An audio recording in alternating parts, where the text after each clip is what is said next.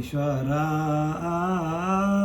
ओम नमो ज्ञानेश्वरा करुणा करा दयाला तुमचा अनुग्रह लाधलो पावन झालो चराचरी ओम नमोजी ज्ञानेश्वरा करुणा करा दयाला तुमचा अनुग्रह लाधलो पावन झालो चराचरी मी कळा कुसरी काहीच नेणे बोलतो वचन भाविका ऐका जनार्दनी तुमचा दास त्याची आस पुरवावी.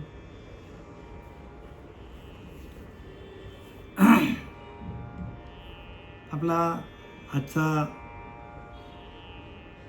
चिंतन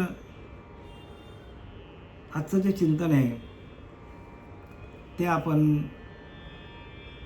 ज्ञानेश्वरी अध्याय 9 आणि यातील श्लोक क्रमांक 22 पर्यंत आपण आलो आणि श्लोक क्रमांक 23 आपल्याला सुरुवात करायचा आहे.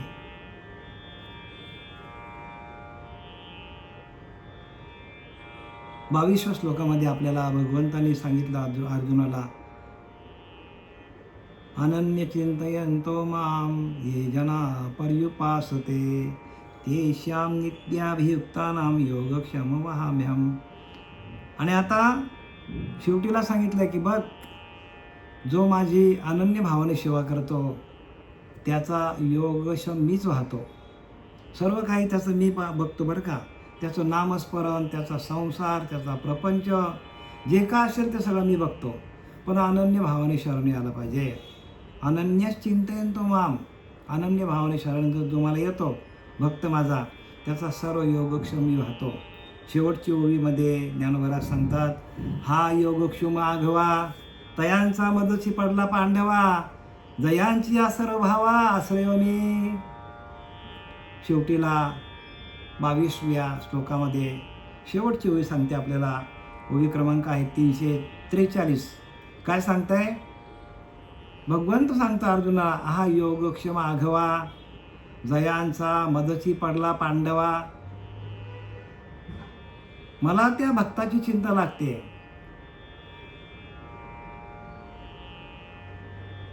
प्रत्येक भक्तानी, प्रत्येक साधकाने जर नामाचा भाव ठेवून जर चिंतन केलं, त्याने नामाचा भाव बरं का, मंत्राचा नाही, नामाचा भाव ठेवून जर त्याने चिंतन मांडलं, चिंतन केलं अखंड, तर भगवंताला त्याची काळजी लागते.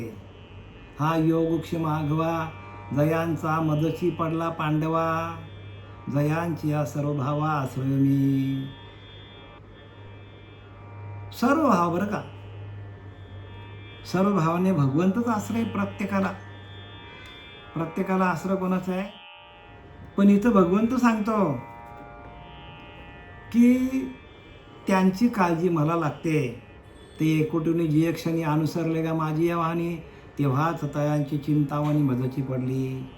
एकोटून जी क्षणी अनुसरले गा माझी या वाहनी, माझ्याच भजनाकडे जर त्यांनी चित्त ठेवलं सारखं, उठताना बसताना खाताना पिताना जेवताना झोपताना सगळं काही करताना त्यांनी फक्त चित्तामध्ये माझं नामस्मरण केलं, तर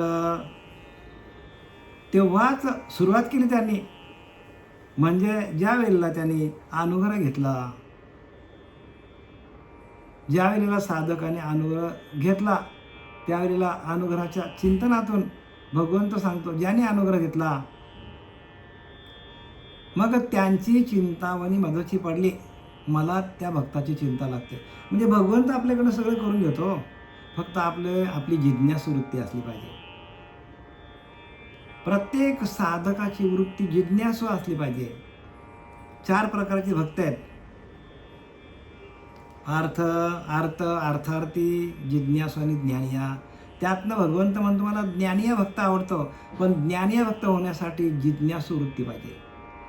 हे का कळत नाही? माझं ध्यान का होत नाही? माझं चिंतन का वाढत नाही? माझ्या ओव्या का पाठ होत नाही? प्रत्येक ओवीवर माझं विवरण का मला जमत नाही? हे ज्याने त्याने आपला शोध घ्यायचा. एखादा तुकोबारांचा अभंग घेतला, त्या अभंगावर आपल्याला चिंतन मांडायचं झालं तर ते कसं मांडायचं हे सगळं आपण स्वतःच करायचं बरं का. कोणावर विसंबून लागू नका. आपल्याला आपला अभ्यास करायचा आहे, आपल्याला आपला अभ्यास करायचा आहे. सगळं काय आपल्याजवळच आहे. हे सकळ गुणापाशी गती, सगुणत भाग्यश्री भोगिती, अवगुण्यास दारिद्र्य प्राप्ती यदर्थी संदेह नाही. हे सकळ गुणापाशी गती, सगुण ते भाग्यश्री भोगिती. हे सगळं काय आहे, आपल्या गुणांजवळ गती आहे. आणि सगुण जे आहे ते सगुण ते भाग्यश्री भोगिती, अवगुणास दारिद्र्य प्राप्ती यदर्थी संदेह नाही. म्हणजे जे अवगुण करतात, अवगुण म्हणजे काय, वाईट विचार, भगवंताचं चिंतन न करणं, ह्याला अवगुण म्हणतात. लिहिले की नाही, नामाशी विन्मुख होतं नर पापी. म्हणजे काय, जो नामस्मरण करत त्याच्याकडे पाप आहे सांगतात. कारण इथे सगळ्या गोष्टींवरती एकच उपाय आहे, आणि तो म्हणजे भगवंताचं नाम. लक्षात घ्या, कुठेही गेलं तरी नामाला सोडून काहीही भेटणार नाही आपल्याला. नाम परब्रह्म वेदार्थे, नामच देव आहे. आणि ज्याच्याकडे नामच नाही त्याच्याकडे भक्तीचं कामच नाही बरं का, अजिबात काम नाही, एक पैशाचं काम नाही. आणि म्हणून नाम काय ते समजून घ्या. नाम नाम नाम नाम आम्ही तुम्हाला ओरडतो, पण ते समजून घेण्यासाठी त्याला सद्गुरूंची कृपा लागते. आणि आपली पण तेवढीच तयारी पाहिजे. आपली पण रात्रंदिवस आपण भगवंताचं ध्यान करायला पाहिजे. एक रिकामा अर्ध घडी राहू नको लिहिलं आहे. एक रिकामा अर्ध घडी म्हणजे आपली डोळ्याची पापणी मिटते ना मिटते, तेवढा पण आपण वेळ आपण भगवंताच्या चिंतनाशिवाय घालवलं नाही पाहिजे, तरच ते प्राप्त होणार आहे.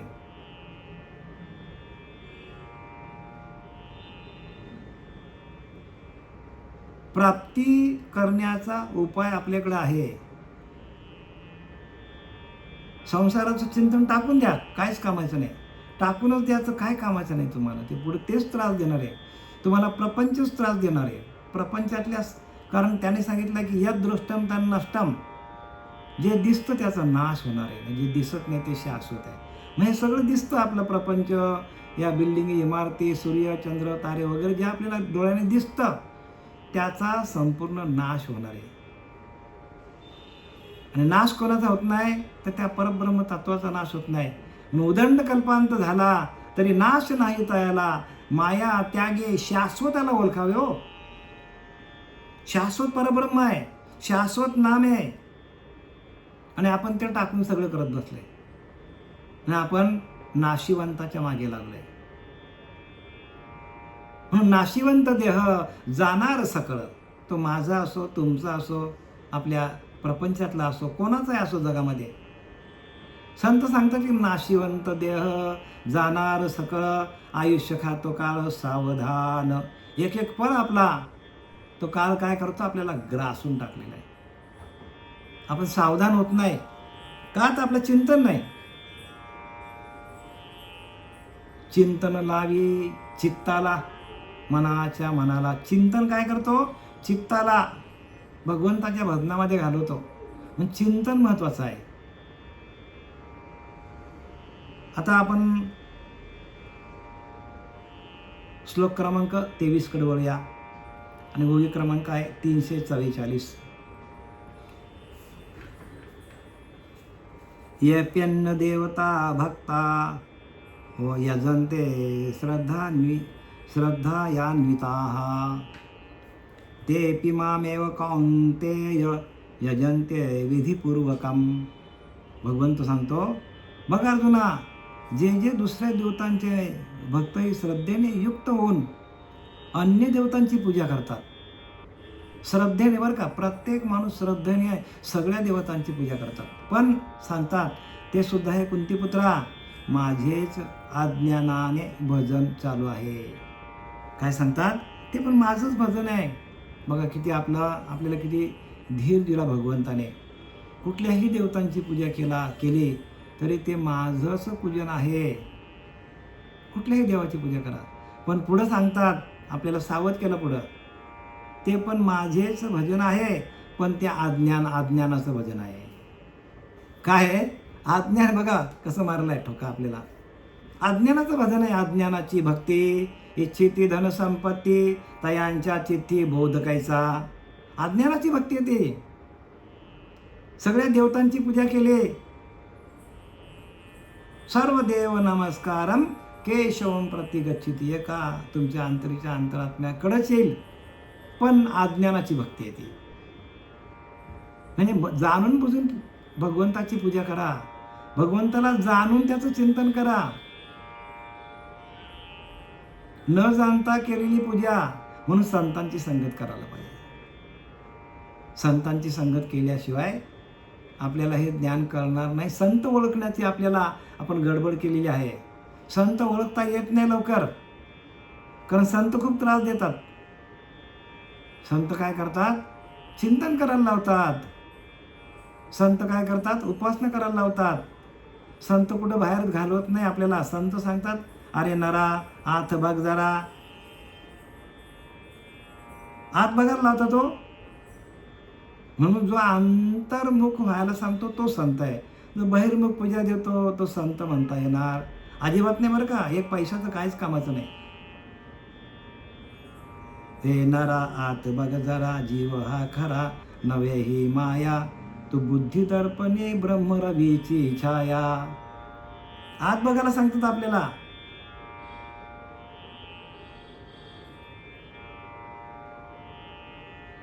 म्हणून बुद्धीचे वैभव अन्य नाही दुजे. बुद्धीचं वैभव तेच आहे. एका केशवराजे सकळ सिद्धी ज्ञानोबा सांगतात हरिपाठामध्ये. एका केशवराज, एका भगवंताला, एका अंतरीच्या अंतरात्म्याला प्राप्त करणं, त्याचं अखंड चिंतन करणं, हे बुद्धीचं वैभव आहे. एखाद्या माणसाकडे करोड रुपये आहेत, बुद्धीचे वैभव नाही होणार.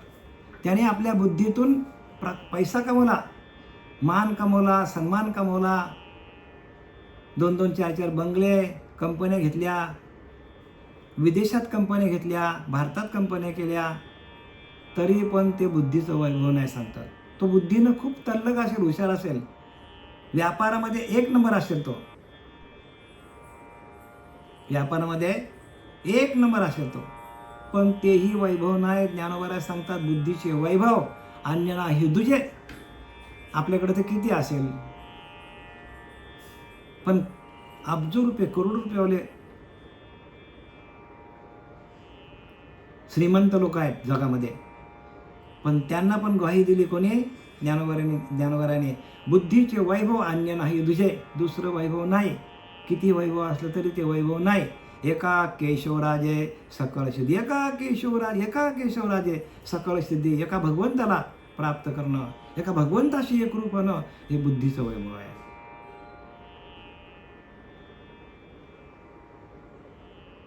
म्हणून बुद्धिनिश्चय आत्मज्ञान. बुद्धीचा असे निश्चय व्हायला पाहिजे, ब्रह्मरूपी भाव या आपणच परब्रह्म आहात. ध्यानाला बसताना तुम्ही काय करायचं?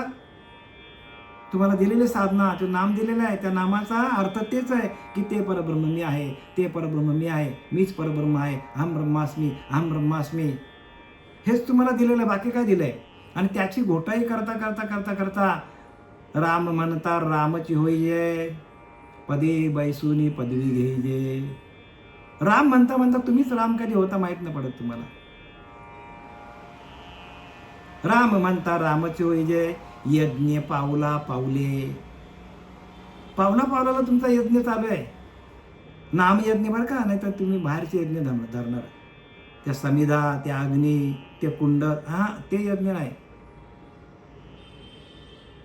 राम म्हणता रामची होई जय, यज्ञ पावला पावले. प्रत्येक पावलाला चालताना तुमचा यज्ञ चालू आहे, नामरूपी यज्ञ. एक पाऊल टाका यज्ञ, एक दुसरा पाऊल टाकला, अखंड यज्ञ चालू आहे.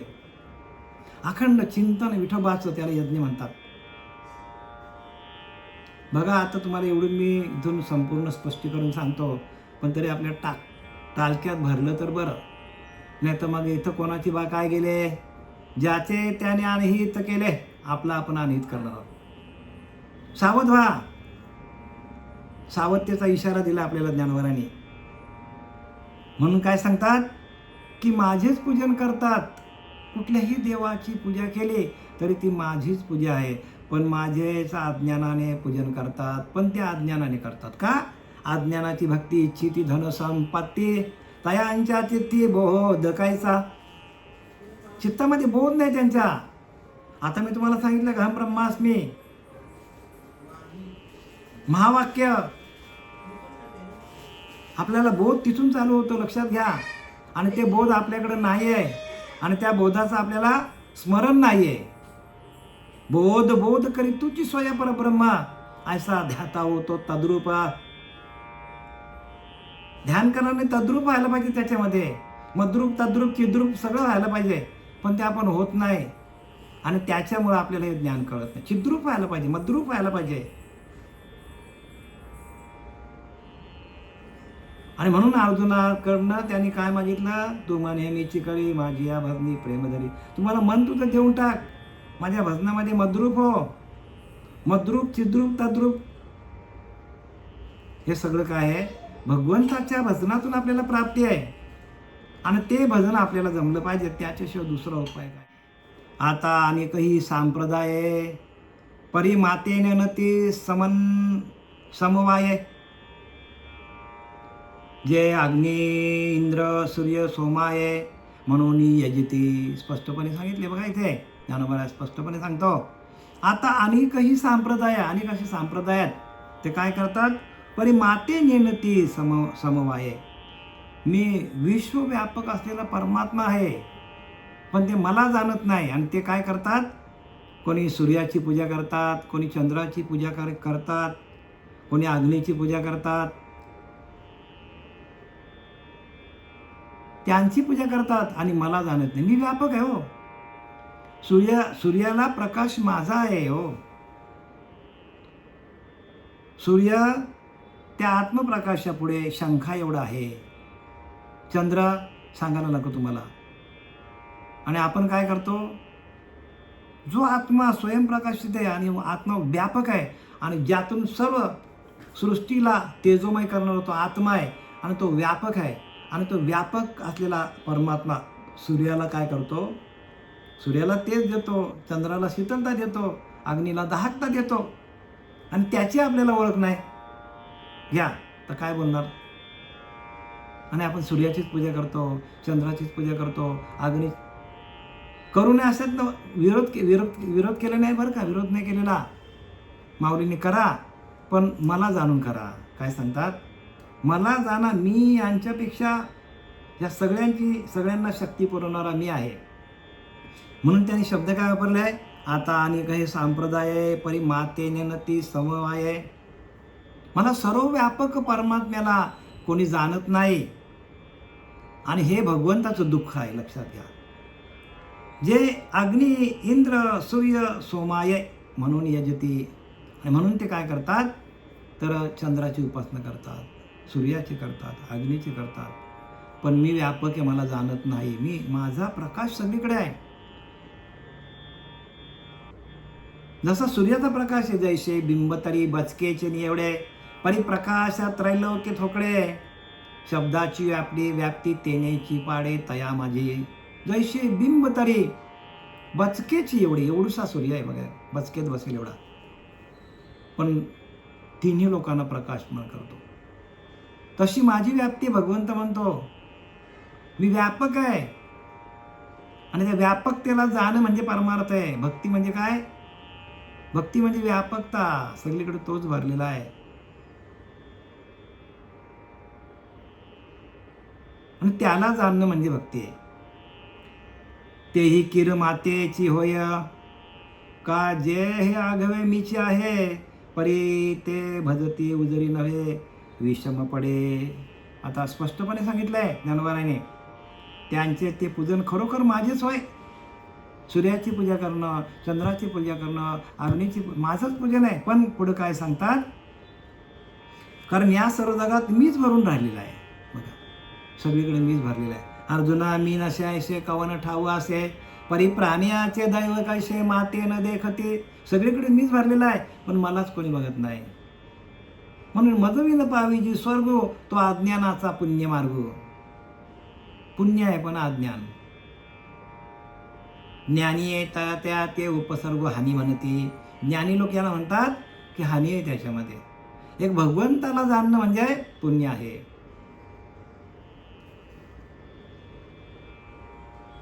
परी ते भजती उजरी नव्हे विषम पडे. म्हणजे काय, जगात सगळं मीच भरून आहे, परंतु ते त्यांचे भजन पद्धतशीर नाही. काय लिहिलंय, पद्धतशीर नाही. सरळ लिहिले, पद्धतशीर भजन नाही. चुकलेले असते बघा, भजन चुकलंय त्यांचा. काय सांगतात भगवंत अर्जुनाला सांगतात, ते माझेच भजन करतात पण त्यांचा भजन चुकलेला आहे. मग आता सांगा, भजन चुकलेलं आहे म्हटल्यानंतर स्वतः ज्ञानोबा सांगतात की भजन चुकलेलं आहे त्याचा.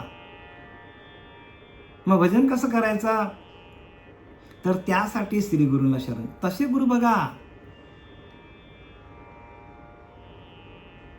गुरु दाविली या वाटा, गुरु आतल्या वाटा दाखवतो ना. आपण काय करतो, सगळे बाहेरच्या वाटा आपण भरकटत बघतो. इकडे जा, तिकडे जा, ह्या तीर्थाला जा, त्या तीर्थाला जा. सगळं आपण काय करतो, जमा करतो सगळं अंतःकरणामध्ये. बाहेरची घाण सगळी आपण आतमध्ये आणतो. अरे आतली घाण बाहेर काढा ना, आतमध्ये घाण आहे तुमच्या. आतली घाण बाहेर काढणारा नाम आहे. म्हणून सांगतात, नामाविन मुख सर्पाचे ते बिल. लिहिले की नाही, ज्या ज्या मुखामध्ये नाम नाही सर्पाचं बिल आहे. कितीतरी उपमा दिलेल्या आहेत संतांनी, पण आपल्याला ते कळण्यासाठी आपल्याला त्याचा स्पर्श व्हायला पाहिजे. नामाचा स्पर्श झाल्या झाल्या जळतील पापे जन्मांतरीचे. लिहिले की नाही, जन्माजन्माची पापं आपली निघून जातात. आणि म्हणून काय करायला पाहिजे तिथे, की परंतु त्यांचे ते भजन पद्धतशीर नसून चुकलेले आहे सांगतात. आता ज्ञानोबाला सांगतात चुकलेलं म्हणजे खरोखर चुकलेलं आहे. हो, का चुकलेलं आहे, तर त्याचा उत्तर खाली देतात. पाहे पा शाखा पल्लव रुखाचे, हे काय नव्हती एकाच बिजाचे. पाहे पा शाखा पल्लव रुखाचे, रुखाचे म्हणजे वृक्षाचे, हे काय नव्हती एकाच बीजाचे. परी पाणी घेणे मुळाचे, ते मुळींचे घापे. झाड दिसतं आपल्याला, पण झाडाला पाणी कुठे घालतात लोक, फुलांना, फांद्यांना, पानांना. बरोबर आहे ना, नाही हो, चुकीचं आहे ना. आपण मुळालाच पाणी घातलं पाहिजे. बघा, ज्यांच्या बागा असतील, बागायतदार असतील, त्यांना माहिती आहे पाणी कुठे घालतात. आणि ज्यांच्या घरामध्ये छोट्या छोट्या कुंड्या असतील झाडांच्या, ते पण पाणी कुठे घालतो, आपण मुळालाच घालतो. मुळाला पाणी घातलं तरच काय होईल, झाड फोफावणार आहे. नाहीतर आपण पानांनाच पाणी घातलं, फुलांनाच घातलं, तर फुलामध्ये पाणी गेलं तर फुलं काय करतात, थोड्या दिवसांनी कुजतात हो, पाणी राहिलं तर. म्हणून आपण कुठे पाणी घालायला पाहिजे, मुळालाच घालायला पाहिजे. भजन चुकलेलं म्हणजे काय, इथनं काय त्यांना सिद्ध काय करायचं, सांगायचं काय ज्ञानोबांना, अरे जर तुम्ही तुमच्या मुळाला पाणी घातलं नाही, मुळाला म्हणजे कुठे,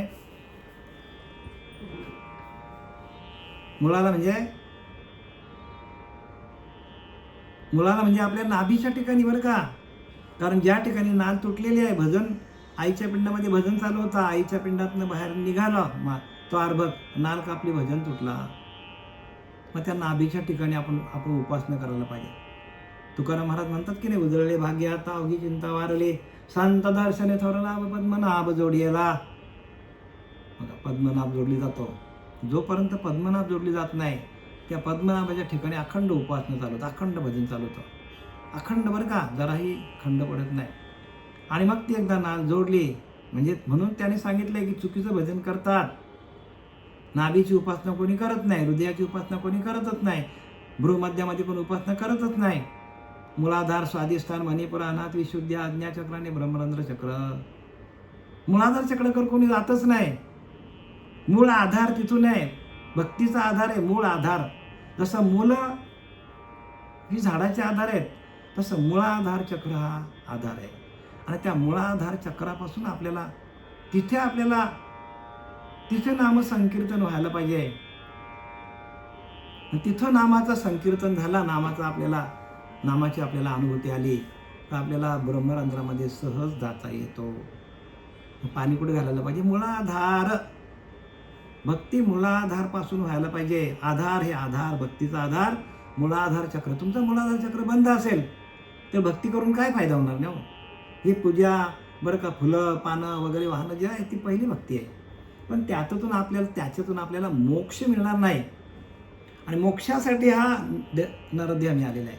84 लक्ष योनीमध्ये आपण लटकत राहिलो. तिथे काय आपल्याला तिथे पूजेचा काही संबंधच येत नाही.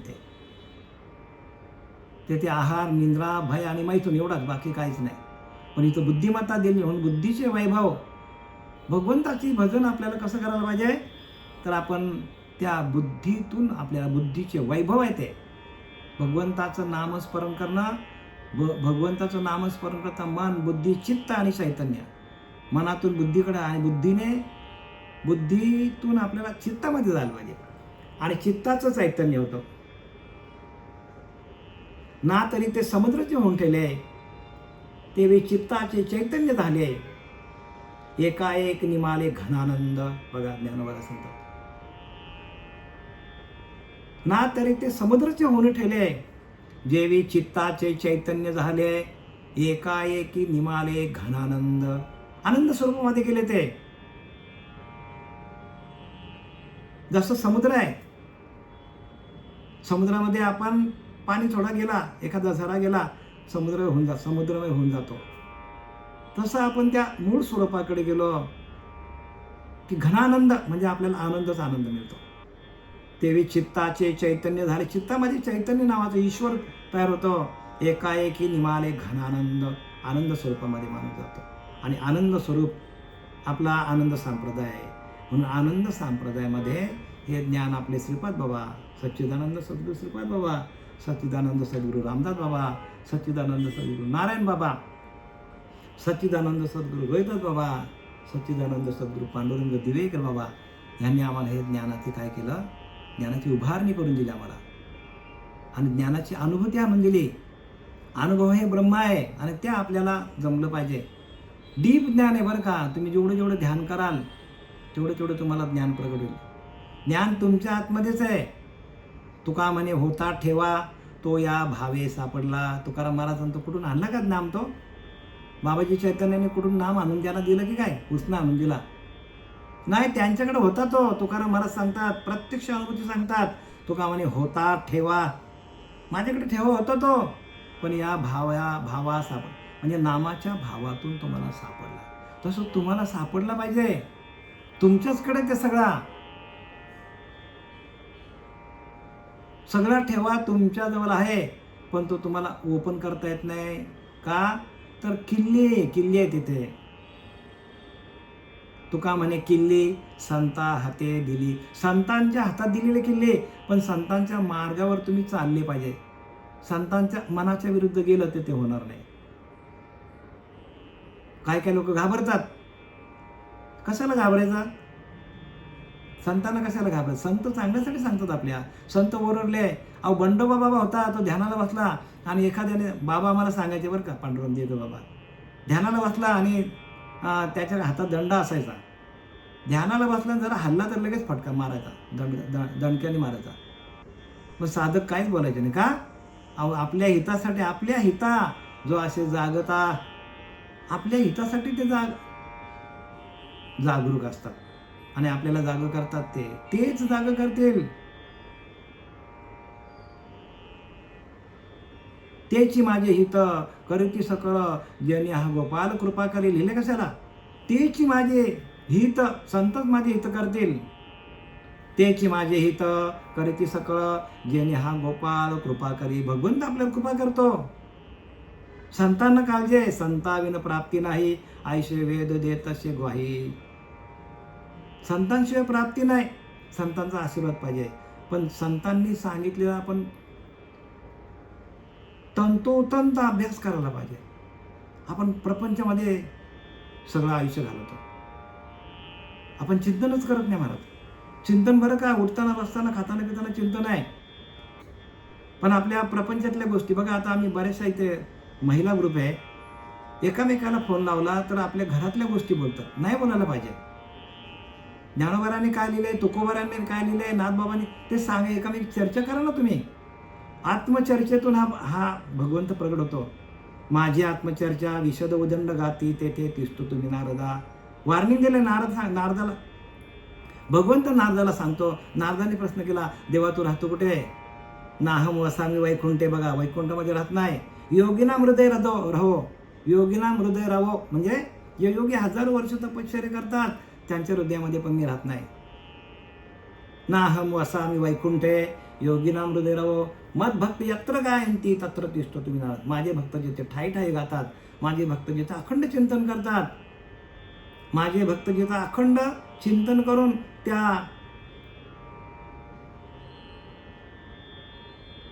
भगवंताच्या हरिनामाचं चिंतन करून माझी आत्मचर्चा विशद उदंड गाती, तेथे तिष्ठतो तुम्ही नारदा.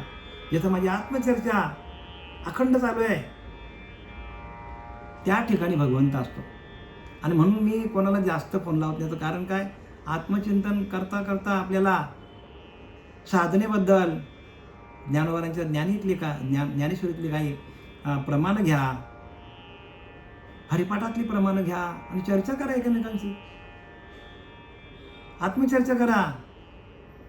आत्मचर्चेशिवाय तुम्हाला ज्ञान प्राप्त न होणार. आणि आत्मचर्चा तुम्ही जर केली नाही तर तुमच्या हृदयामध्ये ते विषय ताबडतोब प्रवेश करतात. भगवंताचं जिथं आत्मचिंतन चालू आहे तिथं भगवंत आहे. माझी आत्मचर्चा विशदोदंड गाती, तेथे तिष्ठतो तुम्ही नारदा, तेथेच मी असतो. भगवंत सांगतो नारदाला, आपल्याला पण तेच करायचं, आत्मचर्चा करायला पाहिजे. प्रत्येकाने फोन लावला की आत्मचर्चा करा. ज्ञानेश्वरीमध्ये काय लिहिलं आहे, तुकोबारायांच्या गाथेमध्ये काय, एखादा अभंग घ्या, त्याच्यावर चर्चा करा. या प्रपंच आपल्याला काय करणार, एक ना एक दिवस आपल्याला टाकावा लागेल महाराज. मग तो आजच टाकलेला बरा. टाकायचं का? टाकायचं अजिबात नाही. पैसा कमवा, भरपूर कमवा, सगळं कमवा, मेहनत करा, घर बांधा, बंगला बांधा, इस्टेट, गाड्या घ्या, सगळं घ्या, पण भगवंताचं नामस्मरण सोडू नका, भगवंताची आत्मचर्चा सोडू नका. जो वेळ आपण त्या प्रपंचाच्या काही भाकडकथा सांगण्यामध्ये आपण घालवतो, तो न घालवता भगवंताची एखाद्या ज्ञानवारांची ओळ घ्या, तुकोबारांचा अभंग घ्या, त्याच्यावर चर्चा करा. त्याच्यातून तुम्हाला ज्ञान प्राप्त होणार आहे. बघा काय लिहिलंय, तेही कीर मातेची होय, का जे आघवे मीचे आहे, परी ते भजती उजरी नव्हे विषम पडे. परंतु ते त्यांचं भजन चुकलेलं सांगतात. त्यांचं भजन चुकलेलं आहे. पा शाखा पल्लव रुखाचे नाहीत का एका बेदाचे, परी पाणी घेणे मुळाचे मुळींचे घेपे. जसं आपण एखाद्या झाडाला पाणी घातला झाडांच्या मुळांना, तर त्या मुळापर्यंत पाणी जातो आणि मग मुळातला पाणी काय करतो, झाडामध्ये येतो वरती. मग त्याला फुलं येतात, पानं येतात, चांगली चांगली फलं येतात बरं का. आणि फलं आल्यानंतर झाडाचं काम काय, फलं आणून देणं. तसं आपलं काम काय, भगवंताला प्राप्त करणं, भगवत स्वरूप होणं आपलं काम आहे. झाडांना कसली प्राप्ती आहे, पाणी घातल्यावर फळं आले की ते लोक काय करतात, म्हणजे फळं खाऊन लोक तृप्त होतात. तसं आपण नामस्मरण करता करता त्या नामस्मरणातून आपल्याला आनंद मिळतो आपल्याला. आणि आपल्याला ज्ञान प्राप्त होतो. आणि आत्मज्ञानातून आपल्याला भगवत स्वरूप होता येतो. आपल्याला स्वरूपाची प्राप्ती होते. म्हणून त्यांनी झाडाचं दृष्टांत दिलं. पाय शाखा पल्लव रुखाचे नव्हते का एका बीजाचे, तरी पाणी घेणे मुळांचे ते मुळींचं घापे. पाणी मुळांनाच घातलं पाहिजे. तसं आपली उपासना मुळाधार ते ब्रह्मरंध्रापर्यंत जायला पाहिजे. ज्ञानोबारांनी काय सांगायचं, उपासना जी आहे, जे नामस्मरण आहे, ते आपल्या मुळाधार ते ब्रह्मरंध्रापर्यंत कसं जाता येईल आपल्याला, त्याच्यासाठी श्रीगुरूंना शरण जायचा असतो. श्रीगुरूंना बाकी मंत्रतंत्र उपदेश ते ऐसे गुरु आहेत घरोघरी आहे ते, परी शिष्यास मेळवी सद्वस्तु ते, त्यासी सद्गुरु श्रीकृष्ण सद्गुरु माने. शिष्यास मेळवी सद्वस्तु ते, त्यासी श्रीकृष्ण सद्गुरु माने. भगवंताने सांगितलं आहे, शिष्याचा जीवाचा ना शिवाचा ऐक्य करून देतात तेच आपले सद्गुरू. आणि शिष्याला जीवशिवाचा ऐक्य करून देत नाही, जीवशिव काय त्यांना माहीतच नाही, त्यांना गुरु म्हणून नाही सांगितलं आहे. हे कोणी सांगितलं आहे, नाथ भागवत सांगतं बरं का, मी सांगत नाही. मंत्रतंत्र उपदेशित आहे ऐसे घरोघर गुरु आहेत ते. शिष्यास मेळवी सद्वस्तु ते, त्यासी श्रीकृष्ण सद्गुरु मानी. बघा भगवंत स्वतः सांगतो. मग आता आम्ही बोलतो का नाथ महाराज बोलतात, संत सांगतात.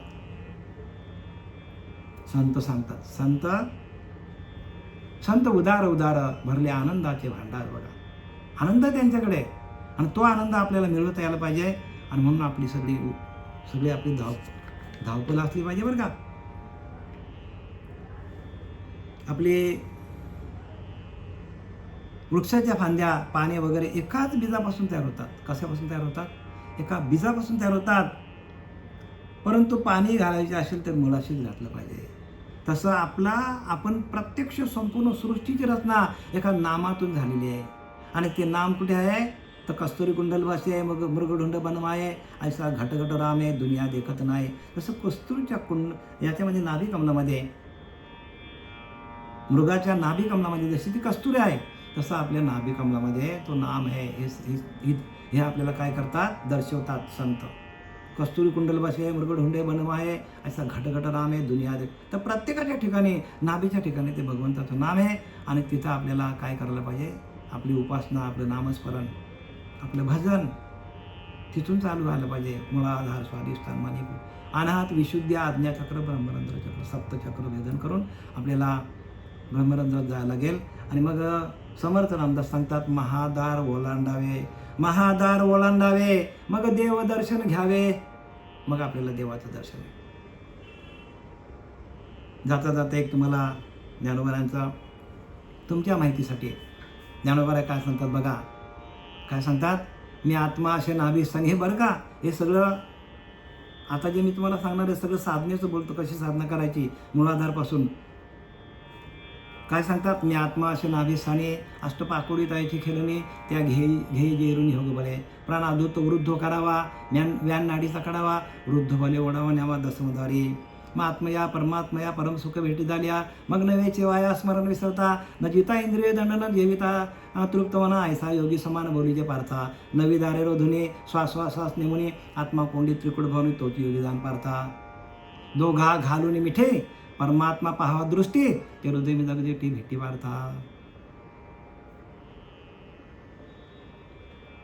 मी तुझ्या हृदय वसे आणि तुझ्या मनी वसे. हा योग गृहस्थाश्रम मी सांगतात. म्हणजे गृहस्थाश्रमामध्ये जी माणसं आहेत, जी राहतात, जे त्यांच्यासाठी मी सांगितलं. झालेली शिवाय आपले सच्चिदानंद सद्गुरू श्रीपाद गौरांग